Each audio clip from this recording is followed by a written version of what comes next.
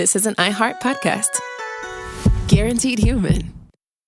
Support for the show comes from Public, the investing platform for those who take it seriously. On Public, you can build a multi-asset portfolio of stocks, bonds, options, crypto, and now generated assets, which allow you to turn any idea into an investable index with AI. It all starts with your prompt. From renewable energy companies with high free cash flow to semiconductor suppliers growing revenue over 20% year over year, you can literally type any prompt and put the AI to work. It screens thousands of stocks, builds a one-of-a-kind index, and lets you backtest it against the S&P 500. Then you can invest in a few clicks. Generated assets are like ETFs with infinite possibilities, completely customizable and based on your thesis, not someone else's. Go to public.com/podcast and earn an uncapped 1% bonus when you transfer your portfolio. That's public.com/podcast. Paid for by Public Investing. Brokerage services by Open to the Public Investing Inc. Member FINRA and SIPC. Advisory services by Public Advisors LLC, SEC registered advisor. Generated assets is an interactive analysis tool. Output is for informational purposes only and is not an investment recommendation or advice. Complete disclosures available at public.com/disclosures. Sink into affordable luxury. Anabay is the only machine-washable sofa, inside and out. With stain-resistant slip covers and a cloud-like frame duvet, everything goes right in the wash. Plus, the modular design lets you change the look of your space anytime. Visit WashableSofas.com to upgrade your home. Shop up to 60% off site-wide, with sofas starting at just $699 and a 30-day money-back guarantee. Shop now at WashableSofas.com. Offers are subject to change, and certain restrictions may apply. There's no championship league for small business owners, but if there was, you'd be at the top of the standings. Because going pro with Lenovo Pro means you've got the winning formation, one-on-one advice, IT solutions, and customized hardware powered by Intel Core Ultra processors help you stay ahead of the competition. Business goes pro with Lenovo Pro. Sign up for free at lenovo.com/pro. Lenovo. You're listening to a podcast, so you're doing something else too, like maybe scrolling home listings on Redfin, saving places you like without thinking you'll get them, because that's what house hunting has become. But Redfin isn't built for endless browsing. It's built to help you find and own a home. Redfin agents close twice as many deals as other agents, which means when you find a place you love, you've got a real shot at getting it. Redfin helps turn saved listings into real addresses. Get started at redfin.com. Own the dream. Hey, everybody. Before we get into the episode, I wanted to talk about a fundraiser we're doing now. Last year, y'all funded basically the entirety of the Portland Diaper Bank, which provides free diapers to people who are in, financial crisis and whatnot. We're doing that fundraiser again. We're trying to raise $20,000 to fund the Portland Diaper Bank for the year. If you want to donate some cash to them, you can go to GoFundMe, Diaper Need and COVID-19 Response. If you just Google GoFundMe, Diaper Need and COVID-19 Response, it should take you to the fundraiser. You can also find my pinned tweet on my Twitter at IWriteOK. Will take you right there. So Diaper Need and COVID-19 Response on GoFundMe. Thank you all so much. Fuck you! That's the introduction. Just fuck you. People who listen and give us an income, allow us to nice to see you too. Live a comfortable life.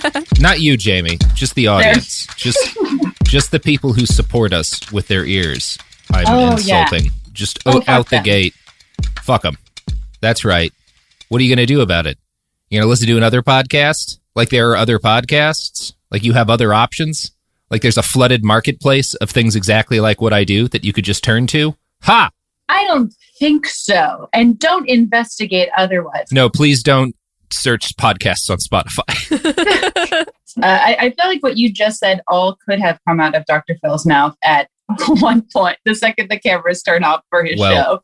Well, Jamie, the orca is out of the tank because that is the subject of today's episode. And also you're Jamie Loftus, my guest on the show that this is, which is Behind the Bastards. Yes, it is Behind the Bastards, and I'm here. I'm mainly here to bring the Dr. Phil ASMR videos this week. Excited's the wrong word. Dreading is the right word. I'm dreading that, Jamie. You're going to either really love them or really hate them, and I can't figure out which it's going to be. I can't imagine loving them because they involve Dr. Phil, and I think he's going to love them. It's one of those things. Hot take. we just did the Dr. Oz episodes, and Dr. Oz, also bad, obviously, he was on this show, but you have to respect him because he is a brilliant doctor. Like, he's a man who, for all of the harm he's done by spreading pseudoscience, has performed like 5,000 successful open heart surgeries, which is an achievement, you know, and has patented a bunch of useful medical devices and stuff. He's a person who's made like bafflingly selfish decisions that I don't respect, but as a person, I have to have some level of respect for the things that he has achieved because he's impressive. Sure. Dr. Phil is just a piece of shit. He's like, horrible. Dr. Phil is just straight up trash. We were talking about this off mic. There was some Dr. Drew drama in Los Angeles this week that actually, like, for once ended well, and online bullying persevered. And Dr. Drew was like nominated to the Los Angeles Homeless Services Authority board.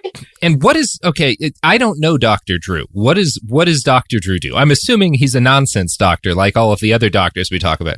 He may be technically a doctor. I'm not totally sure, but I think he's a radio doctor. Oh, that's the best kind of doctor. He also mediates the reunions of Teen Mom and Teen Mom 2 and 16 and Pregnant, and causes damage to lots of young minds all the time.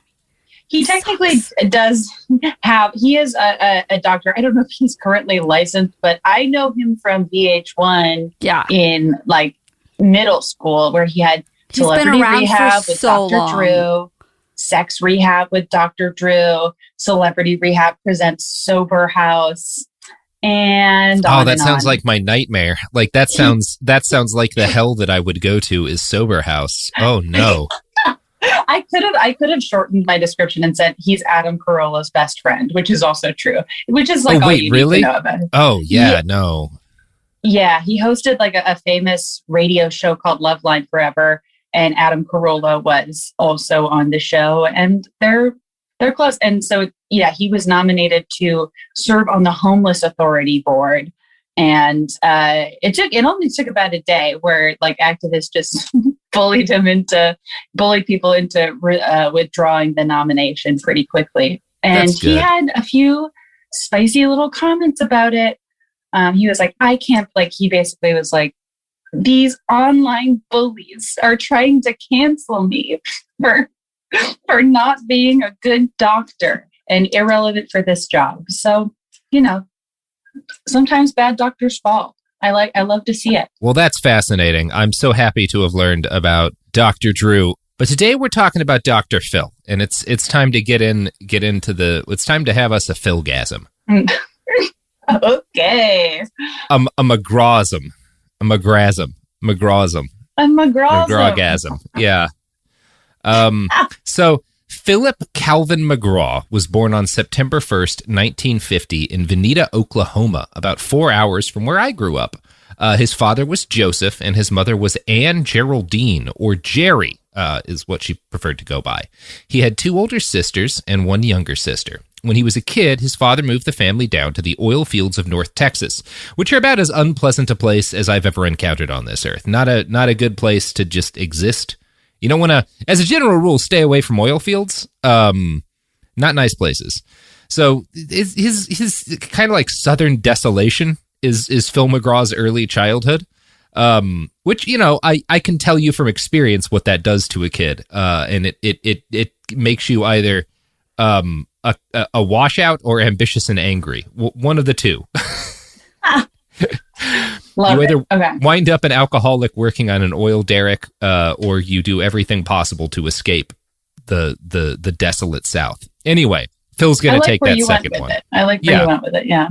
I have strong feelings about that part of Texas and that part of Oklahoma. Phil was a precocious child, and his parents seemed to agree that he basically raised himself.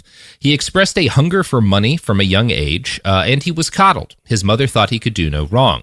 Young Phil was the center of attention for everyone but his father, who was himself obsessed with work.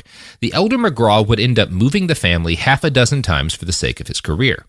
By age 11, Phil was spending summers driving a freight truck owned by his grandfather in Munday, Texas. By age 12, he was flying planes, illegally, without a license, as he traveled with... Oh my God. Okay. I mean, the driving at age 11, not as uncommon as you might think in certain rural parts of the world. Still a bit young. Sure. Driving a freight truck is a bit odd at age 11. That is a shark jump. And then driving a plane unlicensed pilot at age 12. Honestly, if I looked up Dr. Phil Young, because sometimes it's shocking and you're like, whoa, Dr. Phil used to be hot. Not the case here. But there's a picture of him as a kid, and now I'm like, that does look like a kid that would steal a plane. Yeah. It just does.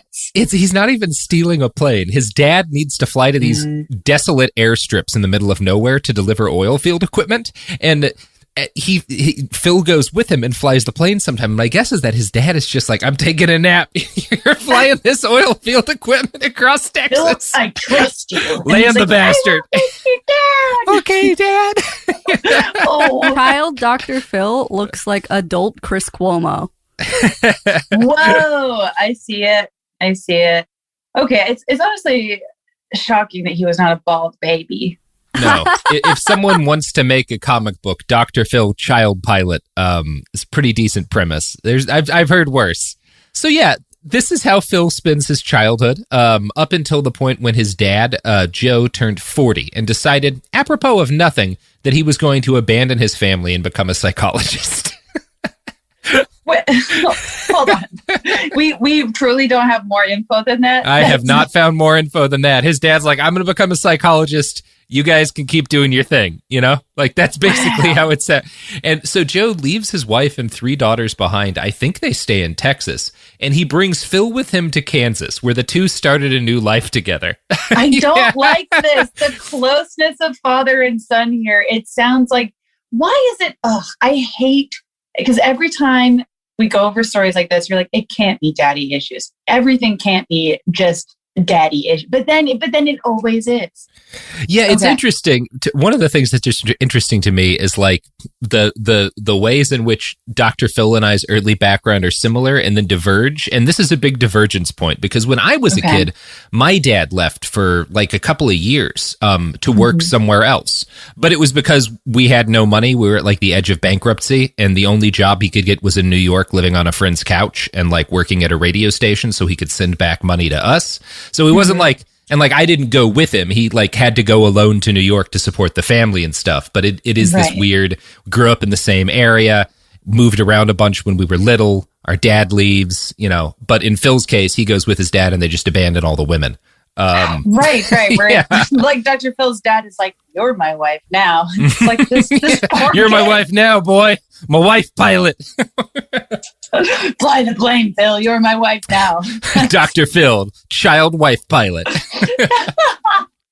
The pitch is getting better and better and better. It's going to be sold by the end of the episode. I actually just got an email from Netflix, and it's a check for $112 million. So we are now contractually obligated to make this show, Jamie. I would honestly rather do that more than anything else. I know. That would be a dream. Let's leave this life behind. Okay, so we're abandoning podcasts to do that. To do Dr. Phil, child wife pilot, yes. I think that would put a lot of positivity back into the world. So they just bail, and it's not for financial reasons. I mean, it is. They're poor as shit. His dad wants to go to school and is like, I can't take care of this family anymore. Bye is what the way it's been described in the articles I've read. Now, maybe Dr. Phil could give us a more detailed story, but I have not run across it yet. Okay. Yeah. Most of the info I have on his childhood comes from a Dallas Observer article, and they explain the whole abandoning of Phil's mom and sisters as a financial move. Okay. Phil apparently told the Dallas Observer, quote, there just wasn't enough money to do otherwise. So we can only feed 2 members of this family. So girls, you're on your own. Phil and I are going to Kansas. Phil, okay. Yeah. Extremely, very, very, sounds like a really healthy family dynamic so far. You get the feeling he grew up in a healthy environment. That's true. Yeah. Healthy families are all alike. They allow 12-year-olds to fly planes. That's how the famous quote goes. That's how Anna Karenina starts. I love that book so much. And it turns out that's the thesis statement of the whole thing. How did you just pronounce that, Robert? I don't know. Anna Karenina? What is it? I was going to let it fly. Yeah, I wasn't. I honestly, I think that if had Anna Karenina been a child pilot, maybe she wouldn't have gotten crushed by that train. No. And she could have been Dr. Phil's dad's child wife. I actually don't know what happens in that book. I pretended to read it when I was like 11. I just stared at every page really hard over a course of months. Per the result of a 2006 court case, I am not allowed to read Russian literature. So, in more recent post-fame interviews, Dr. Phil claims those early days with his father were a humbling experience. Quote, "We were so poor, we couldn't even pay attention," which is... I think is less a true statement. Not that I'm saying they weren't poor. I think he just said that because he knows it was a pithy thing, and he makes his whole living off of like saying stupid Dr. Phil witticisms. Yes, we couldn't even pay attention. And I've heard that 1,000 times. Like I have heard 1,000 different people explain their origins that way. So I don't know. Fuck you, Dr. Phil. But be does original. It make the moms absolutely lose it? I bet it does. I absolutely bet it makes the moms lose it. Oh man, when Dr. Phil quips, they love it. Someone on Reddit during the Dr. Oz episode, I noted a couple of times that his audience and the people that he makes money off of is like middle-aged moms, and that's a great business because they have all the money, or at least control all the money. Like middle-aged moms are one of the most profitable demographics to get in your corner in the entire world. Right. And someone was like, "You're being like unfairly negative towards middle-aged moms." I was like, "It's just a statement of fact. Like, look in the audience of a Dr. Oz show. Like, it's not 16 to 30-year-olds like men. It's a bunch of moms. Like, my mom loved Dr. Oz. That's who his audience is. It's not like a negative statement. My mom loves Dr. Phil. No, I don't think that's a negative. No. Say so. If anyone's hearing that, and that's not like what they're intending to say. That's just who the audience is. Yeah. It's the target audience. Yeah. It's like saying like men 18 to 35 listen to Joe Rogan. That's not like, it is negative to listen to Joe Rogan, but I'm not being negative when I say that. I'm just accurately describing his audience. Yes. Right. Right. Yeah. Fuck you, Joe Rogan. As someone who was raised by Dr. Phil moms, I am fully, and it's like not, but I mean, it is the primary demographic. Yeah. At least at the peak. I don't know who's watching Dr. Phil now. No matter your demographic, there's a grifter for you. Look, I've been honest about the fact that there was a period of time in my life when I liked John McAfee before I knew about, the murder and the rape and stuff. Right. We all have a grifter we're vulnerable to. It's nothing to be ashamed of. You just need to acknowledge it. And in the case of middle-aged suburban moms, it's Dr. Phil and Dr. Oz. Mine was, I think the grifter that got me was Lou Pearlman, who made all the boy bands that made me want to yes. Oh my God. I mean, one of my not my favorite, but one of the most legendary incredible bastards. Absolutely amazing person. Like Mr. Blimp himself. No, without any sort of joking, like a genius. Just has a genius in terms of knowing exactly what a specific age group of people want. Right. It doesn't mean that we were like not smart, but we were clearly targeted by yes. That. Yeah. Yeah, we all have a thing we're vulnerable to. Anyway, we're getting off topic, which is fine because it pads the runtime, and that's what I do as a grifter. Is I pan the runtime in order to make more money off of you. Fucking sorry, Robert Evans exposed. Shameful. So, the details that Dr. Phil gives about his childhood, like he gives that kind of pithy, "we were so poor we couldn't even pay attention" quote. But in the interview with Dallas Observer, the details he actually gives make it seem like the issue for Phil was less a matter of crushing poverty. Like, I think they were kind of poor, but I think they were like my kind of poor, like, which was not crushing poverty. It was not you're malnourished. It's just there's no money for anything but the basics, But the basics are covered. Absolutely breaking even, Yeah. But you're not like you're not like in absolute destitution, like not to exaggerate it, but like you're poor. Like that's kind of what I think is really happening. And part of why I think that is because his real complaint about that time in his life is that he couldn't buy any cool shit. Quote from the Dallas Observer, "It didn't help that he was fiercely competitive," he says, "and he lacked the clothes and the car to compete for girls." So I think that's more the big thing for him, right? Like, you're not that poor. You just don't have enough money to impress girls with possessions. Right. Okay. That's, I get that level of poverty. Yes. Yeah. I think most of us had more or less that level of poverty where like, you know, especially like I was like one of the poorer kids in a school that was not poor. So there were kids in my school who drove BMWs. And like I had a beat to shit Ford Taurus. I'm not complaining. I had a Ford Taurus. Like I'm not complaining. I had a car. But like you see the kids whose like parents are rich and you're like, ah shit, I feel so poor because they have like a brand new Jaguar. That's I think the kind of poor he is. Yeah. Or school is like the kid with the Ford Taurus was like, oh my God. He has a car. What a cool boy. Yeah. I mean, that was just for my senior year, but yes, I did eventually get a car. So thankfully, the young Dr. Phil was huge, quickly crossing 6 feet. He's a massive man. If you've ever like seen him next to normal sized people, he's a very large person. I forget that, but yes. Yeah. Is he like 6'4"?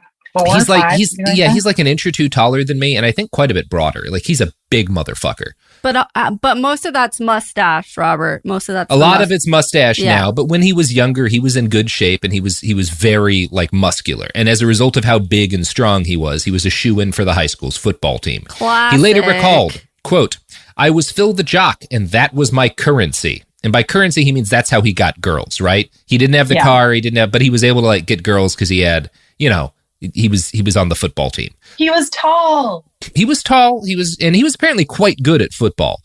In Phil's senior year, his father moved to Wichita Falls to start his psychology practice. Not yet a doctor, Phil spent his entire senior year living alone. He didn't go with his dad this time. He supported himself and he played football because he was like, there was a period of time where he might have made it into the NFL. So he didn't want to leave his high school and like disrupt that. He said, quote, "It wasn't what you were supposed to do, but I was pretty independent." Interesting. College scouts had started eyeing him pretty early on, and it seems like he had a real chance of getting at least picked to play college ball. He did get picked to play college ball. His dad had gone to the University of Tulsa on a football scholarship, and in short order, Phil was picked by scouts for the same college. So he gets a college scholarship to the University of Tulsa. He becomes the captain of the freshman football team, and he says he was very good. A lot of articles you'll say were very good. We're going to talk about this in a little bit because his team at least was shit. like not just like not good in the year, but like one of the all-time least successful college football teams in the history of college football. No. Yeah. I'm trying to think of that is like such a like celebrity that grows to be evil. I feel like that is a pattern of like, I could have been a big sport ball that person, was his Hitler's art school, right? Yeah. Right. That like, and you just know at parties, he doesn't let people forget it. Like, yeah. Mm-hmm. I'm looking up celebrities who played high school sports. Matthew McConaughey. It just seems not making it big in college sports is potentially a villainous origin story. I mean, I never had any. I was on the high school. I did 1 year of football in junior high. I never had any chance of going pro, and I didn't like football. There was a period of time where I might have been able to like do well at fencing. I was in like a special pro. I was pretty good at fencing. That's at cool. FA. But no, I got bored eventually. I love that for you. I could see that for you. I mean, pick it back up. If you're really tall, it helps. Yeah. But never at the college level or anything. So I ran track in junior high, but then I threw up one time and I quit permanently. And to this day, I do not run. I was captain of the varsity basketball team, and I'm really, really short. Holy shit. I had So I'm the most athletic of our bunch. Sophie is the most successful athlete in this call. Amazing. Yeah. Send pics. Yeah. There are pics. That's great. There are pics, Jamie. I will personally send them to you. You know, I will say, having watched the video of that guy shot putting a fucking bobcat, I think that should be an Olympic sport. That was the most amazing thing I've seen in such a long time. You know what that was? Is the greatest example of like quality husbanding that I think I've seen on Twitter. Like, oh my God, you did good, man. That's exactly what you're supposed to do. Like that's wholesome masculinity right there, is shot putting a wildcat away from your wife. Wait, that's so, what a hero. Well, and it's also, it's not going to do any damage to the cat. Now, he did get out his gun to shoot the cat, but it charged back at the family. And I feel at that point, the cat had chosen violence. He gave the animal a chance to end the interaction. Thank you for that fine forensic analysis. That's my opinion on the by now weeks old video of a guy hucking a bobcat across a yard. Like, to be fair, he chose violence. Yeah, the cat chose violence. That's my end statement here. So, yeah. Anyway, Dr. Phil, a lot of interviews you'll see he was very, very good. Could have gone pro. I don't know how accurate that is. I'm not great at football, but I found an incredible analysis on the sports website Grantland about a game that he played in, that his freshman football team played in, that is like one of the most famous games in college ball history because of how badly his team did. Grantland calls it one of the craziest games in NCAA history. For starters, the bulk of Phil's team were like actively dying of the flu while they played. Quote, an especially virulent strain of flu had been cavorting through the Tulsa athletic dorm, somehow overcoming the formidable sanitary standard those three words imply. And 15 of Tulsa's 22 starters were shivering, feverish wrecks. They tried to act energetic, but they were so weak, Tulsa coach Glenn Dobbs remembered in 1985. My sons Glenn III and John were on the team. Their eyes were glazed with fever. The team doctor pleaded with the coach to call off the game, but Dobbs, a former Tulsa star, who, because the world just does whatever it wants, had been an icon for the Saskatchewan Roughriders of the Canadian Football League, refused to surrender. I just never liked backing out, he said afterward. Tulsa had two defensive linemen who were well enough to travel. One of them passed out before the coin flip. So this game is a fucking disaster from the beginning. I love this shit so much. It's so good. Finally, a sports movie for me. Yeah, everyone's just so puking and shitting to death. Yeah. Also, someone named Glenn III is involved. Like, just the funniest fucking thing. Passing out before the game starts. Oh, that is just... And kudos to the Grantland writer. It's a very entertaining article. Grantland, I miss Grantland. Yeah. By the end of the first quarter, Phil's team was down 14-0, which is a significant, it's not a great start to a game, but it's not insurmountable. However, by the end of the game, they were down by a record-breaking 100 points to 6. Oh my Jesus. Did Phil get any of the points? No, I don't believe so. Not at all. I think it's one of the greatest ass kickings in college ball history. Wow. Like in the entire history of the sport. Like Dr. Phil's team got their asses beat almost the worst. Way to lose, Phil. Yeah, it's like a famous ass kicking. So it does like several rounds of like going back to being sad and then going back to being funny and then going back to being sad and then going and finally landing on being the funniest shit I've ever heard. It's incredibly funny. So Dr. Phil brags about this game today, saying that it and that football in general helped awaken in him an interest in psychology by teaching him that people with advantages don't always win. That said, the author of that Grantland article takes pains to point out that there is actually no evidence whatsoever that Phil played in this game. And the facts that do exist from this time make it seem kind of unlikely. I don't know how to, it was far enough back that there's not any comprehensive way to know for sure, really. But the doubt thrown onto it by this investigation might mean that as a grown-ass multi-millionaire, Dr. Phil lied to David Letterman about playing in one of the worst ass kickings in sports history, and I have no idea what this says about him. I don't even know how to analyze that. There's so many levels there. Because if he did play in it, you're like, oh, what a... Yeah, okay, that's fun. Yeah, I can see, if I partook in a famous ass kicking in a sports history, I would brag about that as an adult. It would be funny, That's you get fun. enough distance from it, sure.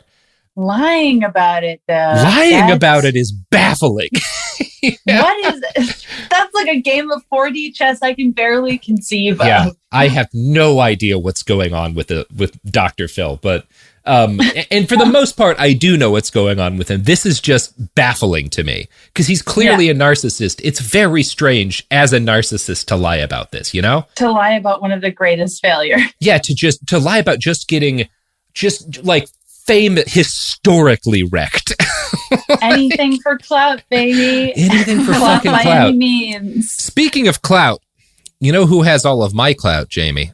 Does it happen to be a product or maybe even a service? It is the products and services that support this podcast. I sacrifice all of my clout to them, like members of the ancient cult of the old ones sacrifice virgin babies to Nyarlathotep, the crawling chaos. Much like that, here's some ads for dick pills. Support for the show comes from Public, the investing platform for those who take it seriously. On Public, you can build a multi-asset portfolio of stocks, bonds, options, crypto, and now generated assets, which allow you to turn any idea into an investable index with AI. It all starts with your prompt. From renewable energy companies with high free cash flow to semiconductor suppliers growing revenue over 20% year over year, you can literally type any prompt and put the AI to work. It screens thousands of stocks, builds a one-of-a-kind index, and lets you backtest it against the S&P 500. Then you can invest in a few clicks. Generated assets are like ETFs with infinite possibilities, completely customizable and based on your thesis, not someone else's. Go to public.com/podcast and earn an uncapped 1% bonus when you transfer your portfolio. That's public.com/podcast. Paid for by Public Investing. Brokerage services by Open to the Public Investing Inc. Member FINRA and SIPC. Advisory services by Public Advisors LLC, SEC registered advisor. Generated assets is an interactive analysis tool. Output is for informational purposes only and is not an investment recommendation or advice. Complete disclosures available at public.com/disclosures.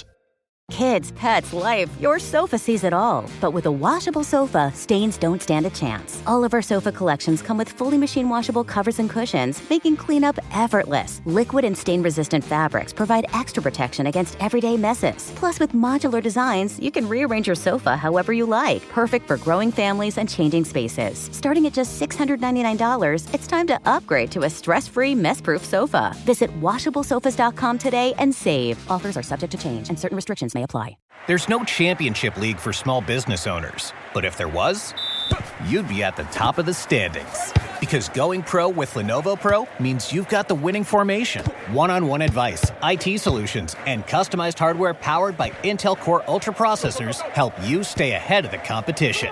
Business goes pro with Lenovo Pro. Sign up for free at lenovo.com/pro. Lenovo. Hey, this is U.S. Olympic gold medalist Tara Davis Woodhull. And I'm U.S. Paralympic gold medalist Hunter Woodhull. As athletes, our lives are about having a clear path. And a team that you can absolutely trust. So when it came to getting the best mortgage, we chose PennyMac. PennyMac is proud to be the official mortgage provider of Team USA and you. Learn more at pennymac.com. PennyMac Loan Services, LLC, Equal Housing Lender, NMLS ID 35953. Licensed by the Department of Financial Protection and Innovation under the California Residential Mortgage Lending Act. Conditions and restrictions may apply. All right, we're back. We're back. We're back. We're back. Worshiping the old gods. I don't know. Might deliver up some of my bodily fluids to a Shoggoth later. Who knows? Who knows? We're talking about Dr. Phil. Anything could happen.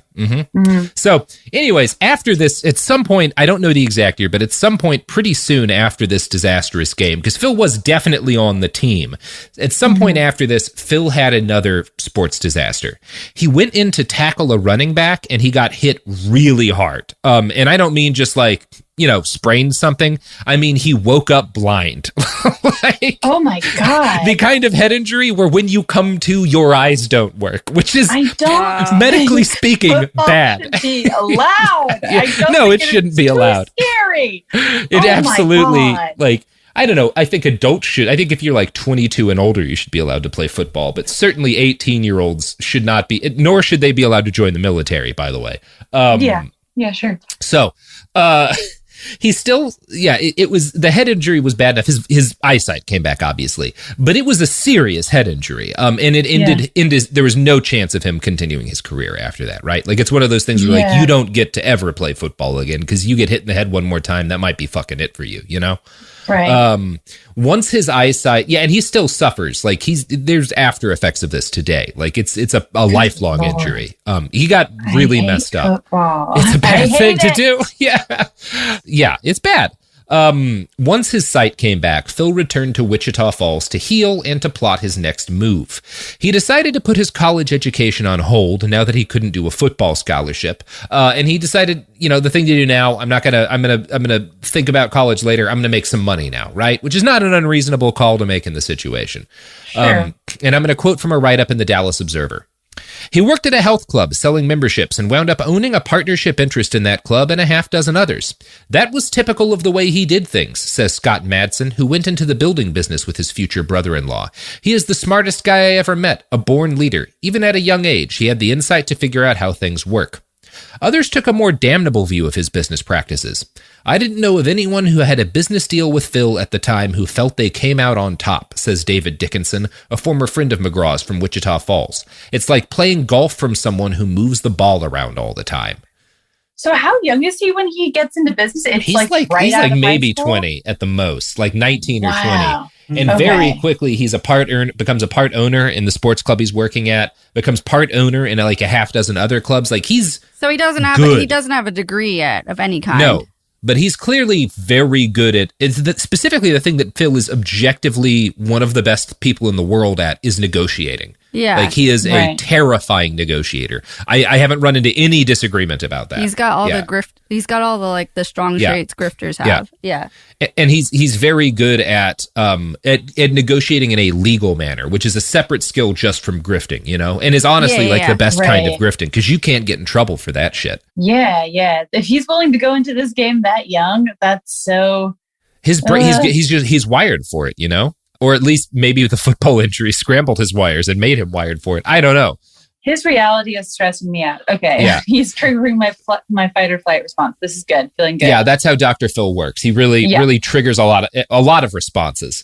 Yeah. Now, the article notes that when you interview, that Dallas Observer article notes that when you interview a bunch of people who have known Dr. Phil over the course of decades, you tend to get two very different pictures of the man. One from the people who like him is of an incredibly gifted expert in practical psychology who has a passion for helping people. And the other picture you get of Dr. Phil is a, quote, charismatic opportunist who achieved great things by betraying the people closest to him in order to make a quick buck. One of these spurned former friends is Eldon Buck, who claimed to the Observer, I put Phil in a couple of oil field deals, and everyone pays me but him. Phil is a smart son of a bitch, but he's only out for one thing, and that's Phil. Now, Phil denies all of this, but it is worth noting, as we've just heard, that Buck is not the only person with allegations like this against him. He's not even just one of two, but we're going to get to that story in due time. So he's also involved in oil fields down the line? Yeah, in anything that'll make him money. Like this is like kind of all happening over a period of a couple of years. He starts making money and he immediately reinvests that money. He's in a bunch of businesses. You know, I have a very, very close friend who has that kind of brain, who's just always spending off their money into one business or another. And I don't know how they do it, but they just are able to keep track of the fact that like I've got an investment in this business, and through that business I have an investment in this business and an interest in these other three businesses, and those give me an interest in this, and like this is how all of that, like I don't understand it, but like it's kind of like being an engineer, you know. Some people have the kind of brain where you can open up like a fucking HVAC system or like the flight control system on an airplane and know what all of the little cords and all of the lights go and do and how to work all of that. Some people have a brain that allows them to just business, you know? I respect people who use it for good, but holy shit, what an exhausting sounding. It sounds like a nightmare. I keep all of my money in a pile, and I will never have investments. Like I will never, like I keep it in a bank, but like I have no investments and never will, because the idea of investing money is terrifying to me and makes me want to huddle around a fire with a spear and stab outsiders. I spent all my savings on Dilbert NFTs. Well, that's gonna appreciate. You know, Jamie. I got a good feeling. It's the only thing they're not making any more of. That's a real thing. The Fashy Dilbert guy made Dilbert NFTs, and the only difference from a regular Dilbert is that he says "fuck" in this one, and someone paid too much money. Anyways, I would pay good money for a Dilbert NFT where he admits responsibility for the Oklahoma City bombing. Oh my God. I think that would be a good NFT. If you're listening, Scott Adams, I'll invest in that one. Dilbert admits to making a 6,000-pound fertilizer bomb and parking it out in front of the Murrah building. That's the NFT I want.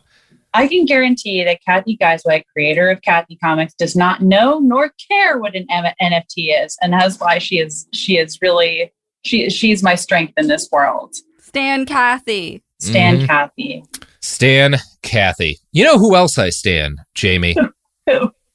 No one. That was like, it's not time for an ad pivot. He loves to do the like fake ad thing, and then he thinks about it, and then he's like, I can't stop myself. He's just so good at it. I mean, you know who I actually stan, who I have an unreasonable affection for and LeVar can't be Burton. convinced otherwise.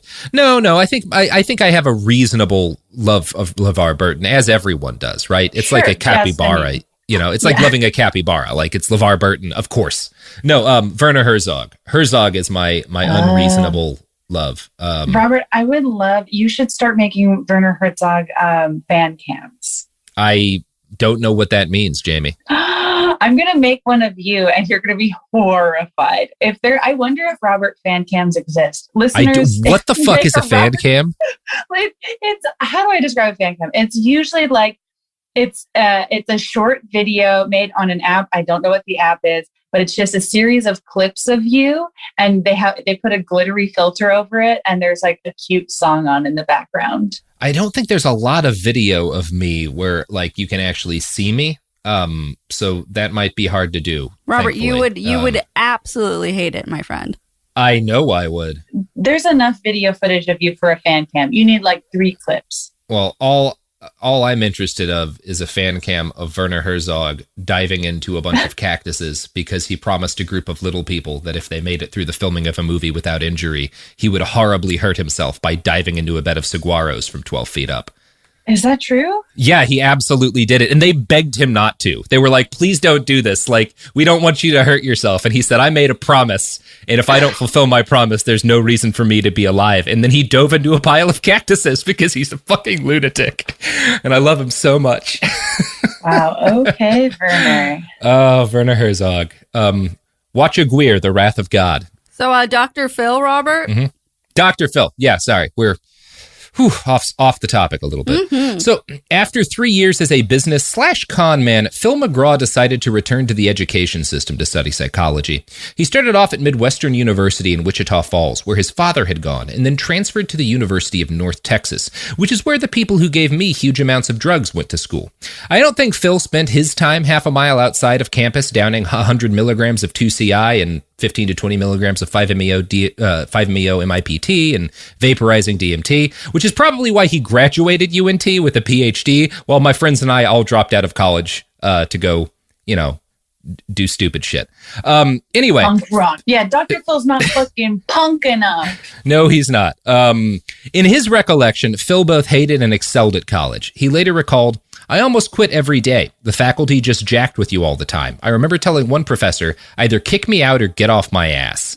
He did succeed in impressing other professors, though. His mentor at UNT was Dr. G. Frank Lawless, who still considers Dr. Phil, quote, by far the most brilliant psychologist I ever worked with, which is meaningful praise, but also we are talking UNT here. We're not talking like one of the famous psychology schools in the country. Wow. So not a nothing compliment, but not like a doctor, not like people saying Dr. Oz is the best heart surgeon ever, because that motherfucker's working at Columbia, right? They know from heart surgery. Right. Okay. Yeah, So I don't know. I'm not throwing shade at Frank Lawless. I'm just saying I don't think Dr. Phil is the most brilliant psychologist ever to exist. I haven't gotten past the fact that Frank Lawless sounds like a made up person.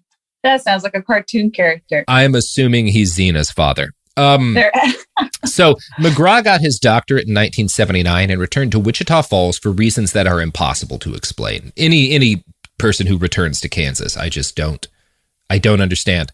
He started a business partnership with his dad, and together the two veered their practice towards treating the mental ailments of the rich and socially prominent, circulating among country clubs to cater to doctors, lawyers, bankers, and their wives.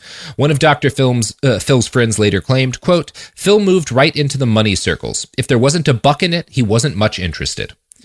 So, that's the field he gets into is dealing with like rich people who are neurotic or whatever. Okay, so he comes to being a charlatan early. Yeah, I mean, at this point, again, if you're grifting rich people, I don't care. Who cares? Yeah. Sometimes I might find it interesting for an off week, but I don't consider that evil behavior, right? They have too much money, whatever.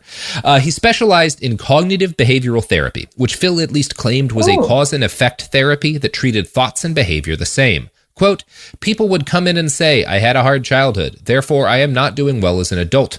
A Freudian would say, let's work through your childhood. I would say, that's fine, but right now you are an adult. You have a choice to stop yelling at your kids. I've done CBT. Yeah, that doesn't sound bad, right? Like that is a reasonable take, which is like, okay, it's fine to like, work through a difficult childhood, but you can't be shitty to your kids just because you had a bad childhood. Reasonable statement. Like past trauma doesn't excuse current bad behavior. Yeah, perfectly valid statement. Absolutely. Sure. And this kind of no-nonsense approach was very popular with some of his clients. I can see how it would have been useful in a number of cases.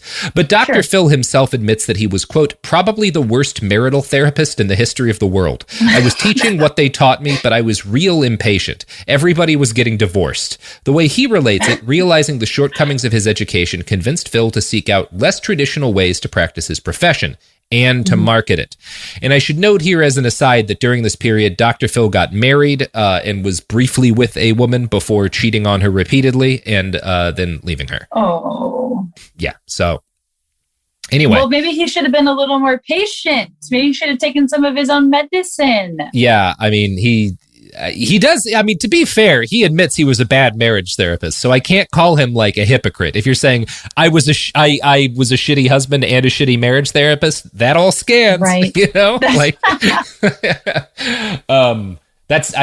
He's being honest here, so we won't belabor the point. Okay. Yeah, he started holding pain clinics, weight loss clinics, and giving executive recruiting advice and even expert legal testimony for court cases. He was like an expert witness. Yeah, and this is like for court cases, right? Like you need someone to come in. You have like somebody who's claiming like, oh, I can't be held responsible for this because I'm like mentally ill or whatever. Like, not guilty by reason of insanity. He comes in and he's like, yes, that's valid, or no, that's not valid, depending on who pays him, So just a general mental health professional kind of opinion. Yeah, it's the kind of, we just finished the Chauvin trial. We had all these kind of use of force experts. There's a bunch of people in different fields whose main job is to take that expertise in another field and testify about it in court because it's relevant, right? You have like engineering specialists who are like, I'm going to go testify about this bridge that collapsed to either defend the people who made it or explain how irresponsible they were, whatever. Like that's a whole... Yeah. There's a whole industry. Dr. Phil gets into the providing there's a lot of money in that industry, too. There's a fuckload of... You can get real goddamn rich doing that. Yeah. Well, yeah, especially if you're willing to lie about your area of expertise. Yeah. And by the way, lawyers listening, I will testify as an expert witness on literally anything. As a certified reverend doctor in the state of New Jersey, my purview is wide. So, you know what? $12,000 an hour. The podcast is just going to disappear one day, and it's because you're the in court instant. I'm fucking done. Like fuck this podcast. I'm going to go lie under oath about I don't know whatever. Anyway, Dr. Phil started holding. He gets into like the business of if I really want to make money at scale as a psychologist, having individual, even if they're rich, individual clients isn't the thing to do. I'm going to do a bunch of clinics on like dealing with pain, dealing with weight loss, recruiting people. I'll do so he gets very quickly into I'm less about helping people and more about making money as a psychologist. Okay. In 1984, he meets Thelma Box, an insurance and real estate agent from Graham, Texas, who asked him to go into business with her to create a brand new motivational seminar. Now, we're talking, again, like the 70s, 80s, which is the golden age of motivational seminars. That's when this whole thing really explodes. Motivational seminars are basically short-term cults. For 2 to 5 days, several dozen to several hundred to sometimes even a couple of thousand people will pack into an auditorium where a charismatic frontman and a handful of his buddies will coach them, usually by hyping the room up using simple crowd work tactics to make people feel temporarily elated and tricking them into having like cathartic experiences and thinking they've learned something, Yeah. That's the whole idea. Have people get the mania of a crowd kind of going, make people cry or laugh and think like something significant has happened. Ask probing personal questions. Yes. Yeah. In public, in front of a bunch of people. It's a whole big grift. Yeah. Thelma Box was grift. I think a lot of people just like them. I've known people who like admit that they never got anything long-term out of it, but just enjoy the experience. And I guess if that's your thing, it kind of depends. Whatever. Yeah, it's like some people are just like, they're like, yeah, I know Tony. Well, Tony Robbins is maybe not the best example, but like, I know this person's like basically full of shit. But you know, I had a couple $100 to burn and a weekend to burn, and it made me feel good. You know, I don't care. Yeah. I guess if that's your thing, we all have take joy where you can get it. Yeah, there's a lot of people who like to. There's people who like to climb the ice-filled sides of mountains with crampons and fucking like pythons and stuff, and a lot of them die. There's people who like to do cave diving, which is the deadliest thing you could possibly do to relax. So like, I don't know, people do shit. I don't care. But most of the people doing these seminars are actually like people at some kind of like crisis point in their life, having a difficulty, and that's the problem with it. And it's like, it depends on how you sell it too. Like if you're like promising, if you come this weekend, you're going to leave and make $1 million in the next, that there's varying degrees of bullshit. There's varying degrees. Some of them are just like, I'm going to make you feel good about yourself so you can go out and attack the world. And I guess that's kind of less problematic, where it's like, okay, like whatever, you know, it's basically expensive good church. Fucking luck. Okay. Yeah. Like you will not make me not hate myself, friend. Better men than you have tried. So Thelma Box, who, you know, is Phil's friend, is a huge fan of these kind of motivational seminars. She'd done all the big ones. Zig Ziglar, actual guy out there.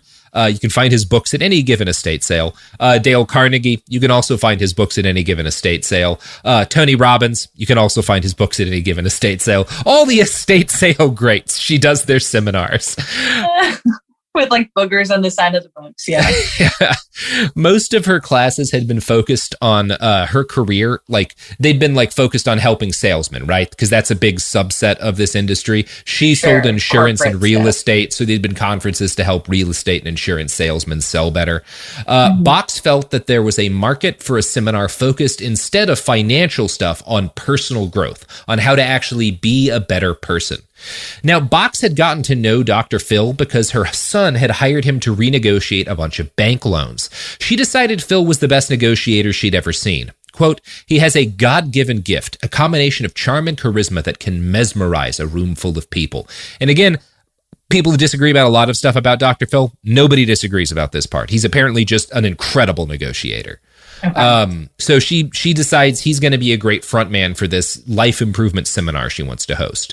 Now, her initial plan had been to lead a success seminar for single women, but McGraw pushed back against this. He didn't want to limit himself to just female customers. Instead, the plan that he made was for instead he was like, we should do like a general like life improvement for everybody. Like, come here and I'll help you deal with whatever things are holding you back in your life, right? Like that's kind of how Phil innovates the pitch.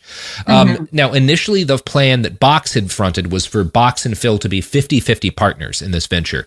But right before they started going, yeah, exactly. Right before they started going, Dr. Phil demanded that he was going to walk if she didn't bring his dad in as an equal shareholder. Bringing daddy into it? Yeah, okay, and this was a negotiation tactic from Box. Yeah. Quote, getting his dad involved would give Phil control. I didn't want to be a minority owner, but he threatened to do the seminars without me. Now, since Box was not a doctor and she'd already given Phil all of her ideas, she didn't feel like she could do the seminar without him, but he could do it without her. So she was kind of in a tight spot here, so she agreed. She claims that she basically... That's brilliant. That's the guy he is. She claims she built the curriculum of the program from the ground up, designing most of the games and all of like the different like worksheets and shit you had to do. And basically, in fairness, like I don't think Box is a great person. She's taking all of the information for this from other seminars she attended and is just modifying them enough to avoid plagiarism. You're grifting the grifter, and the grifter never likes that. Yeah, she gets fucked over by Phil, but like I don't particularly like her either. So I want to take that negotiation tactic and apply it to the stand-up comedy world. And I'm like, all right, I know that you're supposed to be featuring for me, but actually my dad is going to be opening now. And so you're actually, so it's going to be my dad, then you'll be doing a shorter set. I will then be doing 5 hours. Like that would be so fun. Yeah.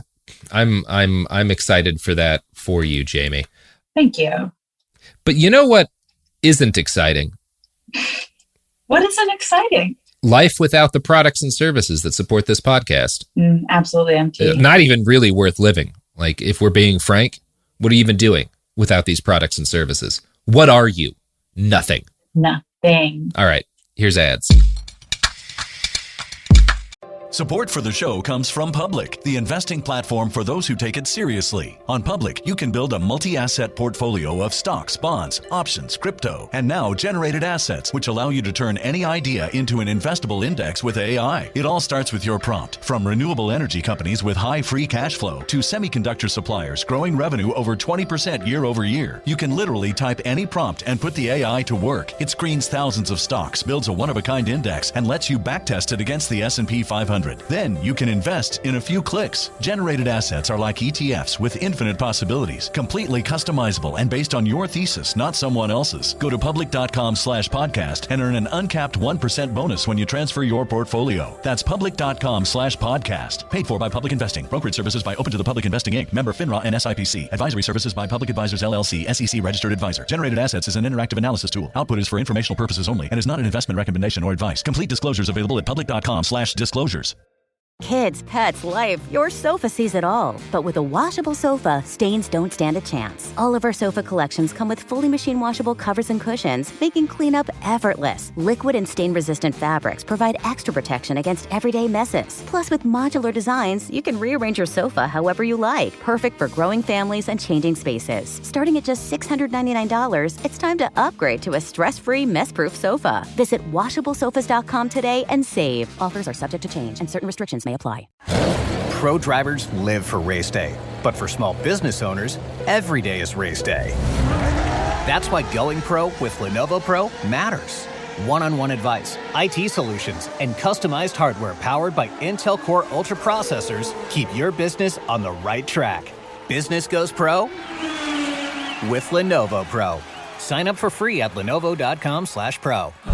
Lenovo. Hey, this is U.S. Olympic gold medalist Tara Davis Woodhull. And I'm U.S. Paralympic gold medalist Hunter Woodhull. As athletes, our lives are about having a clear path. And a team that you can absolutely trust. So when it came to getting the best mortgage, we chose PennyMac. PennyMac is proud to be the official mortgage provider of Team USA and you. Learn more at pennymac.com. PennyMac Loan Services, LLC, Equal Housing Lender, NMLS ID 35953. Licensed by the Department of Financial Protection and Innovation under the California Residential Mortgage Lending Act. Conditions and restrictions may apply. We're back. I hope you all spent money, because this whole fucking wheel of blood doesn't keep turning if you don't put money into it, people. Oh, boy. You know? Yeah. That's how it works. Yeah. That's how it works. Fine. Would you want this to fall apart? No. Yes. Anyway, so yeah, the basic idea of these seminars that Box mostly cooks up and Phil is supposed to present is to teach people how to find out what they want from life by making them more accountable, by expressing vulnerability, stripping away self-deception, which all just means like making people cry in a big room surrounded by other people, you know? Like that's the goal. Right. That's the goal. Yeah, with no connection to the outside world and just gaslight them into believing something that they don't. Short-term cults, which is the kind of cult I'd like to do, because it does sound exhausting having to like, every time I watch my favorite TV show, which is the Waco TV show where they made David Koresh have incredible cum gutters. 50 minutes, 40 seconds before editing. Good timing. For Waco. It seems like it's exhausting. Like we all love David Koresh, but my God, the man had to put in a lot of work just to keep a cult going. Like it just doesn't seem worth it. Where to begin with that sentence? Short-term cults. Like, if I could just do, like, a limited Waco, like, 5 or 6 times a year over the course of, like, 4 days, that seems much better. It's like a juicing. Yeah, it's a juicing of the spirit. Mm-hmm, you're just left, like, you feel like you're better off. You're probably not. It doesn't matter because you can sleep for 3 days. Yeah, Sophie, take down a podcast idea, the 40-minute Waco. I think we could make a lot of money with this. Anyway, back to Dr. Phil. So... what made the this seminar thing that he launches with Box special is the group dynamic. Getting 100 or so people together in a room, crying and sharing stories, and having the kind of addictive, cathartic experiences that make seminar hosts rich people. Mm-hmm. Phil and Box were good at it, and Dr. Phil instantly gained a reputation as a magnetic host. One attendee recalled, quote, "His voice was mic'd and he sounded godlike. I watched powerful men crumble as he questioned them. He knew just the right buttons to push." Wow. You know, it's not that he's a great psychologist, it's that he is an incredibly intuitive man who understands people, which is why he's a good negotiator. He does have a great voice. I'll give that to him. Oh, yes. Yeah, he knows how to manipulate people, right? He's a great manipulator, and that you can make a lot of money doing that. That's the most dangerous trade in the world is understanding people, but just not caring what happens to them. Yes. Yeah. I understand people, but care about what happens to them, which is why I tell them to buy machetes and bolt cutters and Claymore anti-personnel mines. Yes, definitely saving lives. By the way, when you're ordering your Claymore anti-personnel line, use promo code BASTARDS for 15% off if you buy 4 or more. Claymore. Wow. Fuck Robert. anyone in front of you. What? No. Sophie. Robert, Dr. Phil. Okay, yeah. So this seminar series was called Pathways, and it became hugely popular. For a while, they were making fucking bank. And the whole process of doing this awoke in Phil, or at least accelerated, a deep desire to get on TV. He started pushing for his own talk show, schmoozing with a Hollywood producer who made the mistake of attending one of his seminars. Phil succeeded in talking said producer into filming a pilot episode of a show where 3 people went through Dr. Phil's training and told their stories of how it had helped them. Okay. The show sounds incredibly boring, and clearly it was not picked up. Now, over his years with Pathways, McGraw developed into a talented showman. One of his coworkers, David Dickinson, later recalled, "Once he got in front of the room, it didn't take long to feel the power. He loved being godlike and worshipped. The only reason it didn't become a cult is because Thelma wouldn't let it." Yeah. Wow. So, okay. He really does sound like Chaos Frasier. Mm-hmm. Yeah. Chaos Frasier, yes. Yeah. Yeah.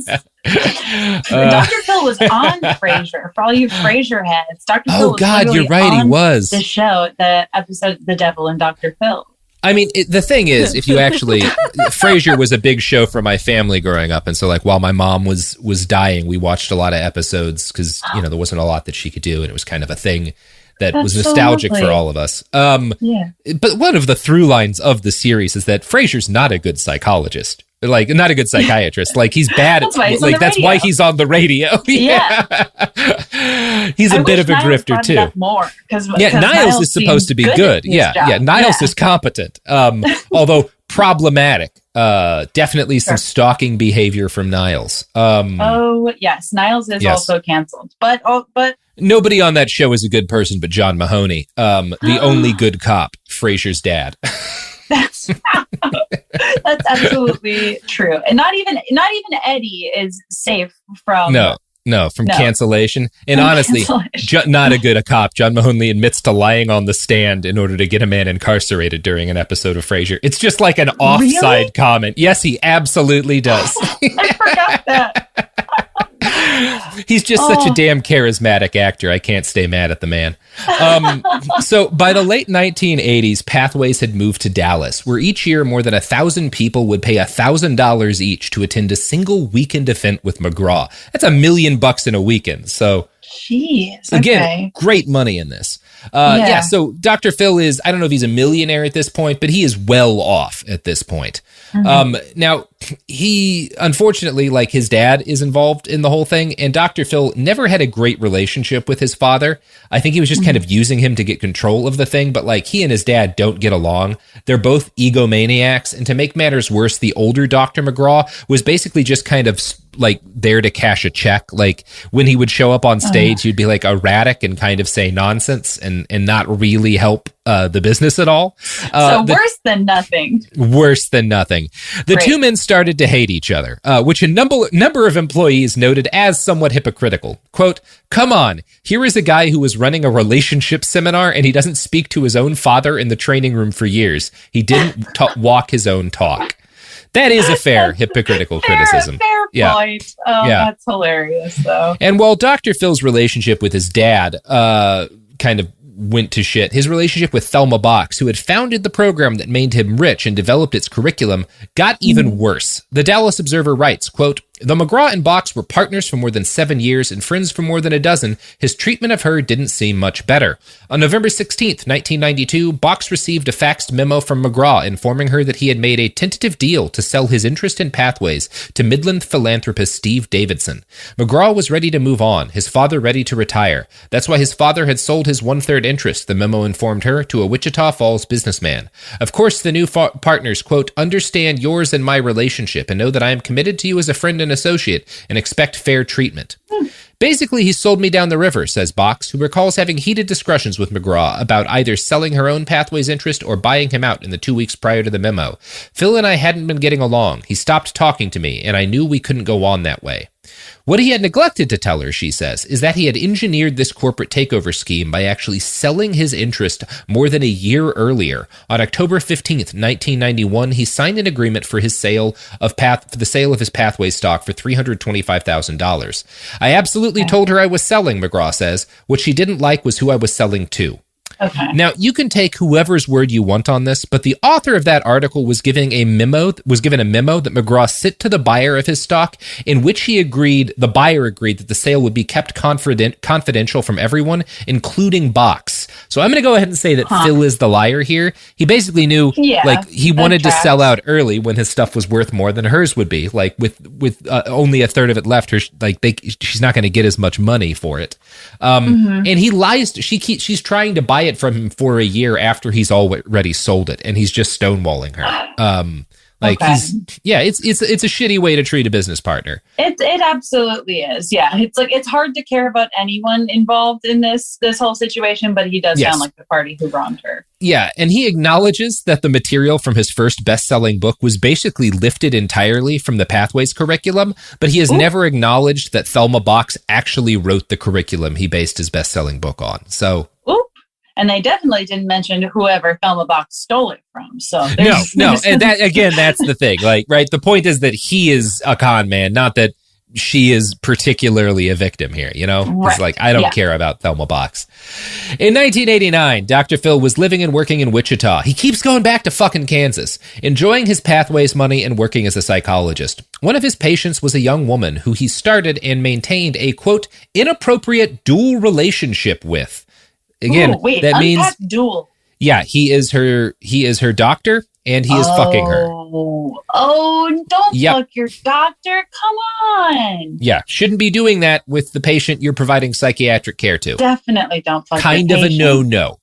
But also don't fuck your doctor. He then made the relationship even more inappropriate when he hired her part-time while she was still his patient and lover, which is so many conflicts of interest. No. That is...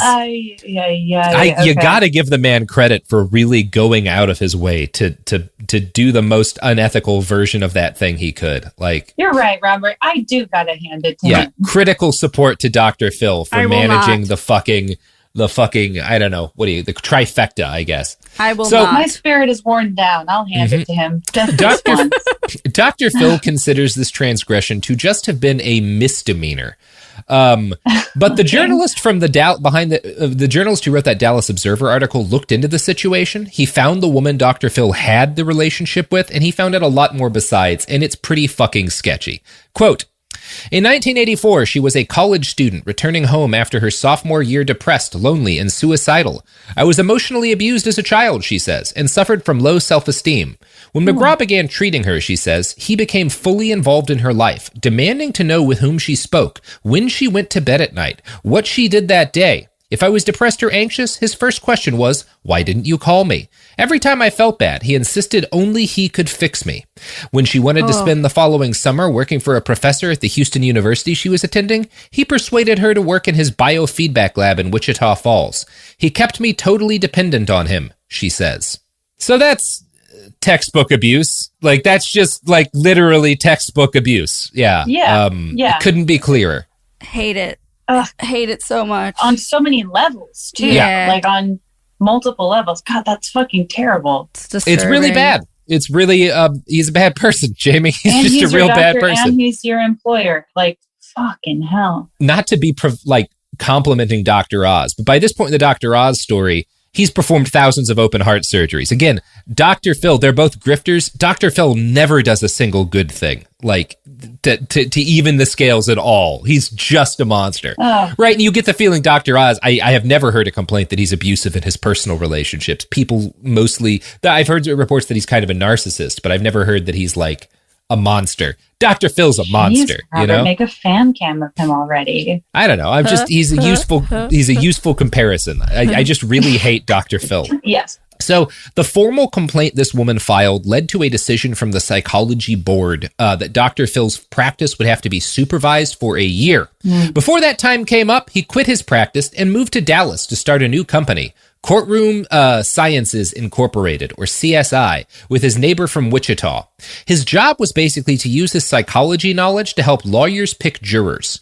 He loved the work, particularly the adrenaline that came from the high stakes of a court case. Dr. Phil's company was a hit, and his clients soon included every major airline on Earth, 3 TV networks, and dozens of Fortune 500 companies. Before long, it came to include Oprah Winfrey God as damn well. it, Oprah. No! Yeah. I mean, like, it's coming, but You know I it's just wish coming. it took longer. Why Oprah and airline? Mm-hmm. Yeah, the two sacred things in our society, Oprah and the airlines. I want to know, every single time Oprah comes into the discussion, I am like, where was Stedman on all of this? Where does he? Because Stedman, what were you fucking doing? Stedman, because Stedman writes books that are alleging to be about something but are actually about nothing. But he's nice, so I don't care. Yeah. I hope that Stedman was like, something's not right, Oprah, and she was like, I'm not listening to you, Stedman. I'm assuming that's how their relationship works. She was like, I'm going to make so much money. An outrageous amount of money, Stedman. Stedman, quiet. We're getting a yacht. I will be able to clone you when you die, Stedman. That's how much money I'm going to make off this man. That's what sold him. I used to do little fan drawings of Stedman, Graham, and the barefoot Contessa's husband hanging out. That's very unsettling, Jamie. And they would just be like sharing an umbrella. Anyways. So Oprah had made the questionable decision to do an episode of her show on the dangers of disease in the American beef supply. A bunch of Texas cattlemen sued her for fraud, defamation, and, just hurting their businesses. Now, I have no idea who's in the right here, and I really don't care. The case looked like to be going badly for Oprah until she brought in Dr. Phil to be a part of her trial team. He instantly recognized her as someone he could make money off of, and he set to work charming her. Phil did his job. He coached her and the defense team in how to respond under questioning, and he won Oprah's adoration. And to his credit, it seems like he did a good job because she was exonerated. Oh, wow. And after the case ended in her favor, she did a verdict episode of her show from Amarillo, Texas, where for the first time, she introduced Dr. Phil McGraw to a national audience. She called him one of the smartest men in the world. She was so impressed that she added that he was literally the most intelligent man she'd met in her 12 years of talking to medical experts. She said she wanted to share his brilliance with the world. Yeah. This hyperbole is gonna get you. And we are going to talk about where this hyperbole gets all of us in part 2 of our epic series, Dr. Phil. What a dick. Is that the subtitle of this? Yep. Perfect. Fucking A, Dr. Phil. Come on. Hell. Sir, you're a dick. Could you not? Could you not? Could you just go back to football? I feel like one more head injury could really solve a lot of our problems as a country. That's the thing is like that every single time you're like, well, goddamn, I bet that if this whole football thing had gone different, the world would be a lot less Dr. Phil. Yeah, I don't even necessarily want his football career to have gone well if he'd just gotten hit 20% harder, That would have been enough for me. Okay. You know what? I see your point of view. Yeah. Anyway, Jamie, you got any pluggables you want to drop? Yeah, just the usuals. You can listen to Bechtel Cast, the Lolita podcast, and My Year in Mensa on iHeartRadio. And then I have a new podcast coming up about Kathy Comics in June that Sophie's producing. I'm excited. Check out Jamie's Erotic Kathy podcast. I assume it's erotic. Is that correct? No. I mean, it's very, you know what? I wish that Kathy was having a lot of sex, but you can't do that in the newspapers. Not then. I mean, she doesn't need to be having sex for the podcast about Kathy to just be like the fundamental eros of Kathy is so overwhelming, you know? Yeah. you just hear that last name, Gus White, and oof. There's still time. I'll let her know that fix it in post. It's going to be an erotic podcast. Can you make it hornier, Kathy? Just like 12%. Anyway, I hope the rest of you have a day that's 12% hornier. We'll be back Thursday.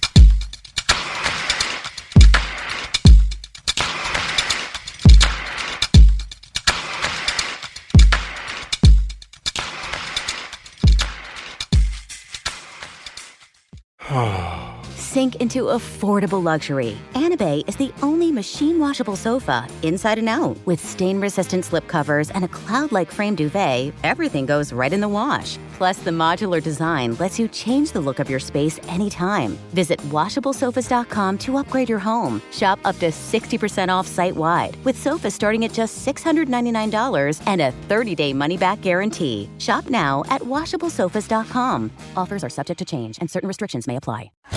Pro drivers live for race day, but for small business owners, every day is race day. That's why going pro with Lenovo Pro matters. One-on-one advice, IT solutions, and customized hardware powered by Intel Core Ultra processors keep your business on the right track. Business goes pro with Lenovo Pro. Sign up for free at lenovo.com/pro. Lenovo. You're listening to a podcast, so you're doing something else too, like maybe scrolling home listings on Redfin, saving places you like without thinking you'll get them, because that's what house hunting has become. But Redfin isn't built for endless browsing. It's built to help you find and own a home. Redfin agents close twice as many deals as other agents, which means when you find a place you love, you've got a real shot at getting it. Redfin helps turn saved listings into real addresses. Get started at redfin.com. Own the dream. This is Bethany Frankel from Just Be with Bethany Frankel. Let me be blunt. Most dog food is junk. It just is. And I'm not feeding junk to Biggie and Smalls. That is why they eat Just Food for Dogs. It's real, 100% human-grade food with ingredients I actually recognize, not mystery pellets pretending to be healthy. And once I switched, the difference was obvious. Better digestion, better skin, more energy, dogs who actually feel good instead of just surviving dinner. Here's the thing. You care about quality. You make an intentional choice to be healthy. So why are you gambling with your dog's health? So let's think about our furry babies. Go to justfoodfordogs.com right now and get 50% off your first box. No code, just try it. Because once you see the difference, you're not going back. This is an iHeart podcast. Guaranteed human.